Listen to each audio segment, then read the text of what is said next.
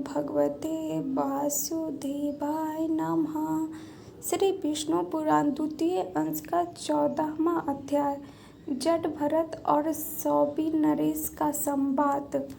अब आगे जानते हैं। श्री पराशर जी बताते हैं, उनका ये परमार्थ वचन सुनकर राजा ने विनयावत होकर उनसे विपर से कहा, मतलब जैसा भरत जी जो ब्राह्मण का जन्म लिए और राजन से बोल रहे थे, वैसा जब कहा तब राजा ने विनम्र होकर कहा। राजा बोला, भगवान, आपने जो परमार्थ में वचन कहे हैं उन्हें सुनकर मेरी मनोवृत्तियां भ्रांत सी हो गई है। हे विप्र, आपने संपूर्ण जीवों में व्याप्त जिस असंग विज्ञान का दिग्दर्शन कराया है वह प्रकृति से परे भ्रम ही है, इसमें मुझे कोई संदेह नहीं है।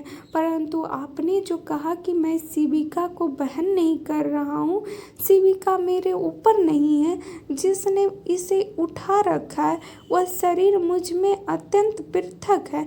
जीवों की प्रवृत्ति गुणों सत्व रज तम की प्रेरणा से होती है और गुण कर्मों से प्रेरित होकर प्रवृत्त होते हैं। इसमें मेरा कर्तव्य कैसे माना जा सकता है? हे परमार्थक, यह बात मेरे कानों में पड़ते ही मेरा मन परमार्थ का जिज्ञासु होकर बड़ा उतावला हो रहा है। जब भरत जी जो ब्राह्मण रूप में संदेश देते हैं राजन को, तब राजा को परमार्थ के बारे में जानने का जिज्ञासु हो जाते हैं। तब बोलते हैं, हे द्विज, मैं तो पहले ही महाभाग कपिल मुनि से यह पूछने के लिए कि बताइए संसार में मनुष्यों का श्रेय किसमें है, उनके पास जाने को तत्पर हुआ हूँ, किंतु बीच ही में आपने जो वाक्य कहे हैं उन्हें सुनकर मेरा चित्त परमार्थ श्रवण के लिए आपकी ओर झुक गया है। हे द्विज, एक कपिल मुनि सर्वभूत भगवान विष्णु के ही अंश है।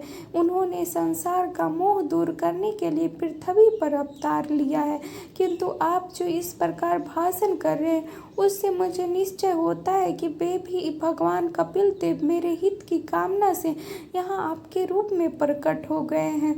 अतः हे द्विज, हमारा जो परम श्रेय है वह आप मुझे विनीत कीजिए। हे प्रभु, आप संपूर्ण विज्ञान तरंगों का मानो समुद्र ही है। ऐसा वो राजन जो है ब्राह्मण, मतलब भरत मुनि के ब्राह्मण जन्म में से कहते हैं, ब्राह्मण से बोलते। तब ब्राह्मण जो कि भरत मुनि का अगला जन्म है, वो बोलते हैं, हे राजन, तुम श्रेय पूछना चाहते हो या परमार्थ? क्योंकि हे भूपते, श्रेय तो सब अपारमार्थिक ही है। हे नृप, जो पुरुष देवताओं की आराधना करके धन संपत्ति पुत्र और राज्य आदि की इच्छा करता है, उसके लिए तो वे ही परम श्रेय है। जिसका फल स्वर्ग लोक की प्राप्ति है वह यज्ञात्मक कर्म भी श्रेय है, किंतु प्रधान श्रेय तो उसके फल की इच्छा न करने में ही है।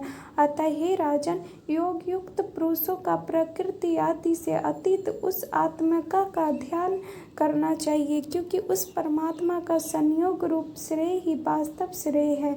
इस प्रकार श्रेय तो सैकड़ों हजारों प्रकार के अनेकों है, किंतु ये सब परमार्थ नहीं है। अब जो परमार्थ है सो सुनो। यदि धन ही परमार्थ है तो धर्म के लिए उसका त्याग क्यों किया जाता है तथा इच्छित भोगों की प्राप्ति के लिए उसका व्यय क्यों किया जाता है? अतः वह परमार्थ नहीं है। हे नरेश्वर, यदि पुत्र को परमार्थ कहा जाए तो वह अन्य अपने पिता का परमार्थ भूत है, तथा उसका पिता भी दूसरों के पुत्र होने का कारण उस अपने पिता का परमार्थ होगा। अतः इस चराचर जगत में पिता का कार्य रूप पुत्र भी परमार्थ नहीं है, क्योंकि फिर भी तो सभी कारणों का कार्य परमार्थ हो जाएंगे। यदि संसार में राज्य आदि की प्राप्ति को परमार्थ कहा जाए तो ये कभी रहते हैं और कभी नहीं रहते, अतः परमार्थ तो आगम पाई हो जाएगा। इसीलिए राज्य आदि भी परमार्थ नहीं हो सकते। यदि ऋक् यजु और साम रूप वेद त्रय से संपन्न होने वाले यज्ञ कर्म को परमार्थ मानते हो तो उसके विषय में मेरा ऐसा विचार करो। हे नृप, जो वस्तु कारण रूपामृत का कार्य होती है, वह कारण की अनुगामिनी होने से मृत का रूप ही मानी जाती है। अतः जो क्रिया समिध, घृत और कुश आदि नाशवान द्रव्यों से संपन्न होती है, वह भी नाशवान ही होगी, किंतु परमार्थ को तो प्राज्ञ पुरुष ही अविनाशी बतलाते हैं और नाशवान से द्रव्यों से निष्पन्न होने के कारण कर्म अथवा उनसे निष्पन्न होने वाले स्वर्ग आदि नाशवान ही हैं, इसमें संदेह नहीं। यदि फलाशा से रहित निष्काम कर को परमार्थ मानते हो तो वह तो मुक्ति फल का साधन होने से साधन ही है, परमार्थ नहीं। यदि देहासी से आत्मा का पार्थक्य विचार कर उसके ध्यान करने को परमार्थ कहा जाए तो वह अनंतताम से आत्मा का भेद करने वाला है और परमार्थ में भेद है नहीं, अतः यह भी परमार्थ नहीं हो सकता। यदि परमात्मा और जीवात्मा के संयोग को परमार्थ कहे तो ऐसा कहना सर्वथा मिथ्या है, क्योंकि अन्य द्रव्य से अन्य द्रव्य की एकता कभी नहीं हो सकती। अतः हे राजन, निसंदेह ये सब श्रेय ही है, परमार्थ नहीं। अब जो परमार्थ है वह मैं संक्षेप में सुनाता हूँ, श्रवण करो। आत्मा एक व्यापक, सम, शुद्ध, निर्गुण और प्रकृति से परे है। वह जन्म, वृद्धि आदि से रहित, सर्वव्यापी और अव्यय है। हे राजन, वह परम ज्ञानमय है। असत, नाम और जाति आदि से उस सर्वव्यापक का संयोग न कभी हुआ है और न होगा। वह अपने और अन्य प्राणियों के शरीर में विद्यमान रहते हुए एक ही है। इस प्रकार का जो विशेष ज्ञान है वही परमार्थ है। द्वैत भावना वाले पुरुष तो परमार्थदर्शी हैं।